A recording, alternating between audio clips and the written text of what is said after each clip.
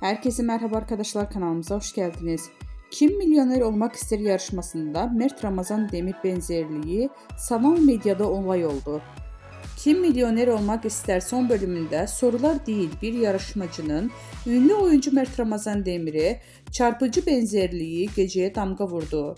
Yarışmacının yayınlanmasının ardından sosyal medyada kullanıcıları adeten alarma geçti. Yeni bölümleriyle ekrana gelen yarışmalardan büyük ödül için verdiğim mücadeleler her zamanki gibi heyecan yarattı. Ancak asıl konuşulan yarışmacılardan birinin Mert Ramazan Demir'e neredeyse birebir benzemesi oldu. Mimikleri, duruşu, yüz hatları, bakışları seyirciler arasında büyük şaşkınlık yarattı. Kullanıcılar gerçek Mert Ramazan Demir mi yarışmada? Bu benzerlik tesadüf olamaz. İkizini bulmuşlar resmen gibi yorumlar paylaşıldı.